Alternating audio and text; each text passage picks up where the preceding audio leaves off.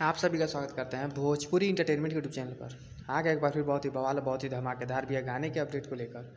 जो गाना है भैया भोजपुरी के ट्रेंडिंग स्टार हिट मशीन कहे जाने वाले मिस्टर खेसारी लाल यादव जी का एक बहुत ही शानदार, बहुत ही लाजवाब भैया कॉमेडी होली सॉन्ग को रिलीज़ कर दिया गया है आज सुबह। तो भैया जैसा कि आप सभी लोग स्क्रीन पर देख पा रहे होंगे, जिस बेहतरीन और लाजवाब भैया होली सॉन्ग का नाम है भौजी पूछेली। ये एक बहुत ही मज़ेदार और बहुत ही भैया तगड़ा होली सॉन्ग है। इस गाने को आज सुबह 7 बजे अन्नपूर्णा फिल्म्स के ऑफिशियल चैनल पर रिलीज़ कर दिया गया है।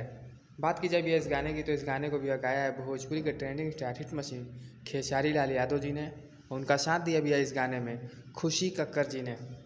और इस गाने में भी आप सभी को फीचरिंग करते नजर आ जाएंगे सोना पांडे जी, जो कि बहुत सालों के बाद ये खेसारी लाल यादव के साथ इस गाने में नज़र आई। और गाने में भैया बहुत ही कमाल और बहुत ही धमाल लग भी रही हैं।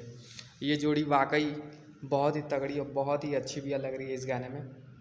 तो अभी तक यदि आप लोगों ने इस शानदार और लाजवाब भैया होली सॉन्ग को नहीं देखा, नहीं सुना है, तो जाएँ अन्नपूर्णा फिल्म्स पर जाकर इस बेहतरीन और लाजवाब भैया फ़नी होली सॉन्ग को ज़रूर प्यार आशीर्वाद दें। गाना बहुत ही लाजवाब, बहुत ही शानदार बनाया गया है।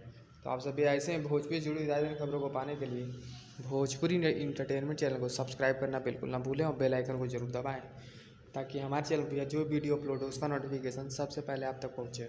तो फिर मिलेंगे हम ऐसे ही बहुत और धमाकेदार अपडेट को लेकर। तब तक जय हिंद, जय भोजपुरी।